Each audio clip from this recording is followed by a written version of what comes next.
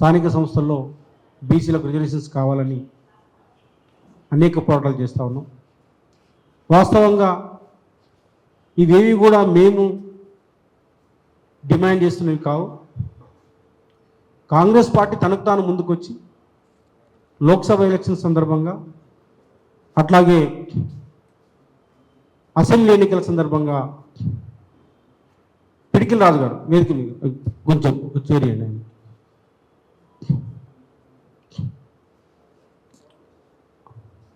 సంజయ్ గారు మీరు అక్కడ పంపించు. మిత్రులారా, మీ అందరికీ తెలుసు, గత 4 నెలలుగా మేము సమగ్ర కులగణన చేయాలని, స్థానిక సంస్థల్లో 42% రిజర్వేషన్స్ను బీసీలకు ఇవ్వాలని పోరాటం చేస్తూ ఉన్నాం. అనేక పోరాట రూపాలు కూడా మీరు చూసిండ్రు. రౌండ్ టేబుల్ అయిపోయినాయి, సదస్సులు అయిపోయినాయి, దీక్షలు అయిపోయినాయి, ధర్నాలు అయిపోయినాయి, సెక్రటేరియట్ ముట్టడి చేసినాము. నిన్నటికి నిన్న మా కృష్ణన్న నాయకత్వంలో బీసీల సత్యాగ్రహ దీక్ష కూడా పెద్ద ఎత్తున చేయడం జరిగింది. వాస్తవానికి ఇవన్నీ కూడా సంఘాలు డిమాండ్ చేసినటువంటి అంశాలు కావు. మేము చెప్తున్నప్పటికీ ప్రధానంగా రాహుల్ గాంధీ గారు, కాంగ్రెస్ పార్టీ దేశవ్యాప్తంగానే వాళ్ళొక సూత్రప్రాయమైనటువంటి ఒక నిర్ణయానికి వచ్చి ఈ దేశంలో కులగణన జరగాలి, బీసీలు నష్టపోతున్నారు, బీసీల యొక్క రిజర్వేషన్ పెంచుతాం, కులగణన చేసి ఈ 50% ఉన్నటువంటి పరిమితిని ఎత్తేస్తాము అని చెప్పేసి దేశవ్యాప్తంగా రాహుల్ గాంధీ గారు మాట్లాడింది. నిన్న కూడా పార్లమెంట్లో మాట్లాడింది.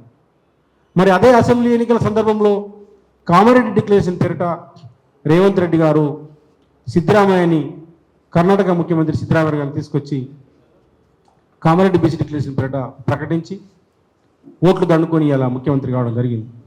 వాళ్ళు చాలా స్పష్టంగా చెప్పిండ్రు, మేము అధికారంలోకి వచ్చిన 6 నెలల్లోనే సమగ్ర కులగణన చేసి స్థానిక సంస్థలో బీసీలకు 42% రిజర్వేషన్ సంఖ్య కూడా చెప్పారు. దాదాపు 24,000 మందికి ప్రజాప్రతినిధులుగా అవకాశం ఇస్తామని చెప్పేసి రేవంత్ రెడ్డి గారు చాలా స్పష్టంగా తాను పోటీ చేస్తున్నటువంటి కామారెడ్డి కేంద్రంగా చేసుకొని కర్ణాటక ముఖ్యమంత్రి బీసీ నాయకుడైనటువంటి సిద్ధరామయ్య గారి చేత ప్రకటింపజేయడం జరిగింది. ఇలా మనం అడుగుతూ ఉన్నాం, 4 నెలలుగా నెత్తి నోరు మొత్తుకుంటూ మా కృష్ణన్న కానీ, మా నరేంద్ర గౌడ్ కానీ, మా సిద్ధేశ్వరన్న కానీ, అన్ని సంఘాలు, ఈరోజు ప్రెస్ మీట్కి రానటువంటి మా మిత్రుడు జాదవ శ్రీనివాస్ గౌడ్ గారు కానీ, మేధావులు కానీ, కవులు కానీ, కళాకారులు కానీ ఈ రాష్ట్రంలో ఒకటే మాట మాట్లాడుతున్నారు. ఆ ఒకటే మాట సమగ్ర కులగణన, 42% రిజర్వేషన్ అనే ఒకటే అంశం ఇలా మొత్తం తెలంగాణలో మారుమోగుతున్నది. ఈ మాటలు రేవంత్ రెడ్డికి వినపడట్లేదా, వాళ్ళకి కనపడట్లేదా అని చెప్పి అడుగుతా ఉన్నాం. నిన్న ఖమ్మం జిల్లాలో రేవంత్ రెడ్డి గారు మాట్లాడింది, సోనియా గాంధీ మాట ఇస్తే మాట తప్పదు, అందుకోసం తెలంగాణ ఇచ్చిందని చెప్పింది. సంతోషం, మీరే చెప్పారు సోనియా గాంధీ 1000 మందిని చంపినటువంటి బలిదేవత అని చెప్పిండ్రు. నేను ఆ లోతులో పోను, కానీ మీరే చెప్పారు నిన్న, మేము మాట ఇస్తే కాంగ్రెస్ పార్టీ మాట తప్పది, ఇలా రుణమాఫీ చేస్తున్నా చెప్పేసి మాట్లాడింది. ఇచ్చిందా ఇయ్యలేరా రైతులు చూస్తున్నారు. కానీ మరి 42% రిజర్వేషన్స్ ఇస్తామని చెప్పేసి కామారెడ్డి డిక్లరేషన్లో మీరే స్వయంగా ప్రకటించింది కదా రేవంత్ రెడ్డి గారు, మీ విశ్వసనీయత ఏమైంది? మీ మాట తప్పడాలు, మడవ తిప్పడాలు ఏమైనాయి? ఇలా మరి జాతి తప్పిండ్రా, నీతి తప్పిండ్రా? మీలాగా పరుష పదజాలం మేము మాట్లాడలేం, కానీ మరి మీకు మీ మాటకు కట్టుబడి ఉంటారా లేదా మీరు జాతి నీతి తప్పుతారా అని చెప్పేసి ఇలా అడగాల్సిన అవసరం మాకు ఏర్పడ్డది. అందుకోసమే ఇలా కాంగ్రెస్ పార్టీ 2 మాటలు మాట్లాడుతుంది. ఢిల్లీలో రాహుల్ గాంధీ గారు ఒక మాట మాట్లాడుతున్నారు, రాష్ట్రంలో రేవంత్ రెడ్డి గారు ఒక మాట మాట్లాడుతున్నాడు. రాహుల్ గాంధీ గారేమో దేశంలో పార్లమెంట్ సాక్షిగా పార్లమెంట్లో మాట్లాడుతాడు. రాహుల్ గాంధీ గారు పద్మవ్యూహంలో బీసీలను, ఎస్సీ ఎస్టీలను పద్మవ్యూహంలోకి నెట్టి ఆ రోజు అభిమన్యులాగా చంపాలని చూస్తున్నారు. కానీ మేము మాత్రము అభిమన్యులాగా చేయము, ఈ బీసీ ఎస్సీ ఎస్టీలని మేము అర్జునులాగా మారి ఈ పద్మవ్యూహం నుంచి కులగణన అనే ఒక సాధనంతో బయటకు తీసుకొస్తామంటున్నాం. కులగణన అనే సాధనం ద్వారా బీసీ ఎస్సీ ఎస్టీలు అనే వాళ్ళని పద్మవ్యూహం నుంచి బయటకు తీసుకొస్తా అని చెప్పేసి మరో కృష్ణులాగా రాహుల్ గాంధీ గారు అవతారం ఎత్తింది. నేను అడుగుతా ఉన్నా, రాహుల్ గాంధీ గారు మీ పద్మవ్యూహం నుంచి బయటపడడానికి కోసము మమ్మల్ని బీసీలని బయటపడడం కోసం ప్రయత్నిస్తున్న ఒక అభినవ కృష్ణులాగా మాట్లాడుతుంది కదా, రాజ్యాంగం పట్టుకొని దేశమంతా తిరుగుతున్నారు కదా అభినవ్ అంబేద్కర్ లాగా. కానీ ఇవాళ ఈ రాష్ట్రంలో ఏం జరుగుతుందో మీకు అర్థం కావట్లేదని అడుగుతా ఉన్నాం. అందుకోసం చివరిగా కృష్ణన్న మాట్లాడతారు, మేము చివరిగా ఒకటే ప్రకటిస్తూ ఉన్నాం. అందరం కృష్ణ నాయకత్వంలో మాకు మిగిలింది అన్ని పోరాటాలు చేసినాం, అన్ని పోరాటాలు అయిపోయినాయి, రౌండ్ టేబుల్ అయిపోయినాయి, దీక్షలు అయిపోయినాయి, సదస్సులు అయిపోయినాయి, ధర్నాలు అయిపోయినాయి, చివరికి సెక్రటరియట్ ముట్టడి కూడా చేసినాము, అరెస్ట్ అయినాము, జైల్లోకి పోయినటువంటి సందర్భం. కాబట్టి ఇలా ఒక మా పోరాటం ఇది, మా కళ్ళ ముందర జరుగుతున్నటువంటి అన్యాయం. ఇవాళ మా కళ్ళ ముందర బీసీలను మోసం చేసే పరిస్థితి రేవంత్ రెడ్డి గారు కనిపిస్తున్నారు. కాబట్టి మాకు గత్యంతరం లేదు. అందుకోసమే మేమందరం నిర్ణయించుకున్నాము, కృష్ణన్న నాయకత్వంలో మేము కృష్ణన్నని అడుగుతూ ఉన్నాము.